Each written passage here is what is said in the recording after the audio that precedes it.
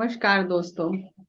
ध्यान ज्ञान संगम चैनल आपके लिए एक नई श्रृंखला लेकर आया है जिसका नाम है डॉक्टर की राय। आज हमारे बहुत सारे प्रश्न हैं और जिनके लिए हम डॉक्टर की सलाह चाहते हैं। ध्यान क्यों करना है? ध्यान करने से क्या होगा? ध्यान करना तो बुजुर्ग लोगों का काम है, तो इसमें डॉक्टर क्या कहते हैं? और आजकल जो माता पिता और बच्चों में संघर्ष चल रहा है, जो तनाव हो रहा है बदलते युग के साथ, उसके लिए क्या करना चाहिए? हमें किस तरह बच्चों की परवरिश करनी चाहिए? किस तरह, कैसी स्थिति में कैसे निर्णय लेने चाहिए? इसमें डॉक्टर हमारी क्या हेल्प कर सकते हैं? तो इन सभी प्रश्नों के साथ हम आज आपकी मुलाकात एक बहुत ही अद्भुत डॉक्टर से कराएंगे, जो आई सर्जन हैं, जिनका नाम डॉक्टर सपना शर्मा है, जो नागपुर से हैं। उनसे हम ये सभी प्रश्न और इनके उत्तर जानेंगे। आइए उनका स्वागत करते हैं। इनके क्वेश्चन से मुझे एक रियल मेरा भतीजा है, अभी वो 19 इयर्स का हो गया है। वो कॉलेज नहीं जा रहा है, उसके पापा कह कह के थक गए हैं और वो सडन उसकी लाइफ में ट्विस्ट आ गया। वो पत्री सर से मिला, मेडिटेशन पहले भी बहुत किया बचपन में, फिर बीच में 9th क्लास में आ गया तो सब छोड़ छाड़ दिया कि मुझे लाइफ एंजॉय करनी है, बॉडी बिल्डिंग करनी है, प्रोटीन खानी, सारा कुछ कर लिया, फिर वापस आ गया उस अपने ट्रैक पे। और वो कहते हैं कि मुझे तो साधना करनी है। और भाई को टेंशन हो जाती है, वो कहीं किसी से बात नहीं कर सकता, वो पूरी पूरी रात जागता है, सुबह 2:30 बजे उठ के नहा धो के बैठ जाता है। आजकल बच्चों में ये भी देखने में आ रहा है कि सडनली वो चेंज आ जाता है और वो कहते हैं जी हमें मैं तो साधना आपको करनी है। मैं कारण बताऊं आपको कि लाइफ बहुत डिफिकल्ट है। Life is not easy. और इंसान लाइफ से भागने के तरीके ढूंढता है। मेरा भी मन करता है कभी कभी कि भैया सब कुछ गायब हो जाए। मेरा सचमुच मन करता है। कभी कभी कभी मेरा मन करता है सुबह हो ही ना। बिकॉज चैलेंजेस कंटिन्यूस बेसिस पे आते रहते हैं। तो एस्केप करना इंसान की फितरत है। We should be only thankful if the escape is towards a more better purer path rather than towards destruction. Destruction की तरफ नहीं है। और हमको बच्चों के साथ वेट ही करना पड़ता है। आप जितना उसको अगेंस्ट उसके जाओगे ना, उतना उसका रिजॉल्व और पक्का हो जाएगा कि मैंने तो यही करना Yes. है। राइट। तो सही समय आने पर, जैसे मुझे ये लगता है कि फर्स्ट ईयर से हर बच्चे को अब हर इंडियन बच्चे को काम करने करके पैसे कमाने लगाने चाहिए, right from the first year. क्योंकि हमारे यहाँ पे इंडियन बच्चे जो है थोड़े वो प्रिविलेज्ड बच्चे हैं। और they feel they are entitled. हमको सब तो मिलना ही मिलना है। राइट। तो उसमें भी आजकल बहुत गड़बड़ हो रही है कि बच्चे सोचते हैं कि आप तो दे ही दोगे पैसा, और हाँ, दो दो घर तो हर एक ने बना लिए अपने दो बच्चों के लिए। झूठ नहीं है बात, ये सच Yes. बात है। बच्चे बेवकूफ नहीं है, वो सब समझते हैं। गाड़ियां हैं घर पे, पता है बैंक बैलेंस है, पता है माँ बाप इतनी गधे मेहनत कर रहे हैं, दिख रहा है उनको। क्या करोगे आपके पैसों का? तो अगर हम चाहते हैं कि बच्चे रेस्पॉन्सिबिलिटी ले, तो बच्चे को रेस्पॉन्सिबिलिटी देनी भी चाहिए।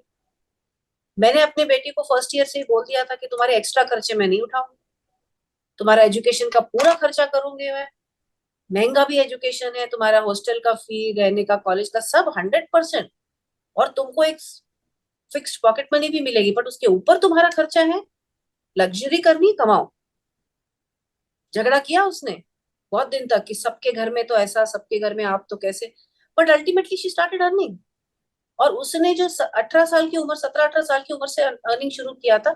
आज एक दिन नहीं है जब उसने अर्निंग नहीं किया। तरीके ढूंढते रहती हो। ग्रेजुएट नहीं थी तब से काम कर रही है। तो कोई काम छोटा नहीं होता।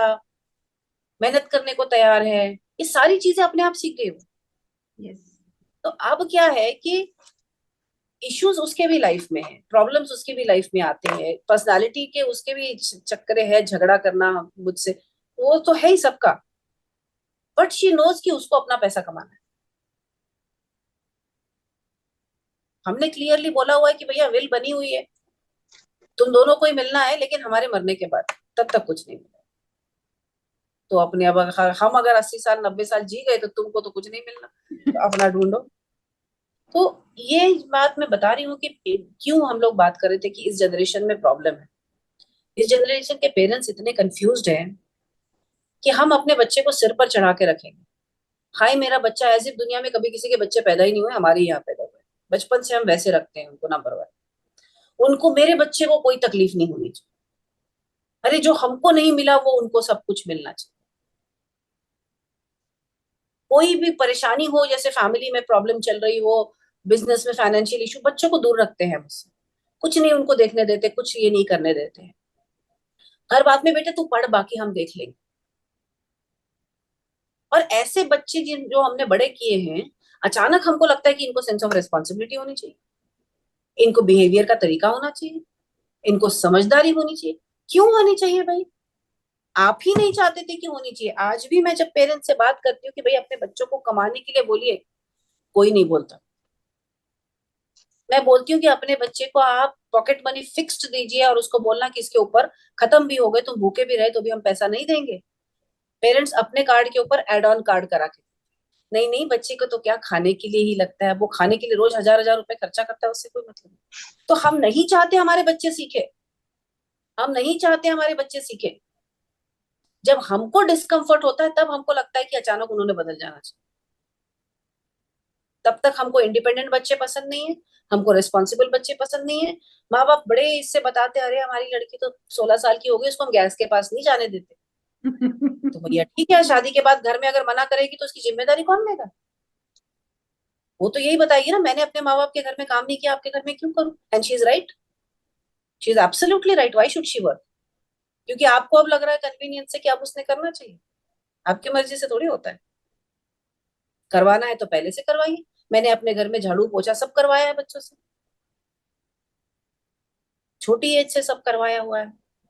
तो अब दुनिया में जहां रहते हैं अपने इंडिपेंडेंट तो रहते, खाने पीने की प्रॉब्लम नहीं है, बढ़िया खाना बना लेते हैं।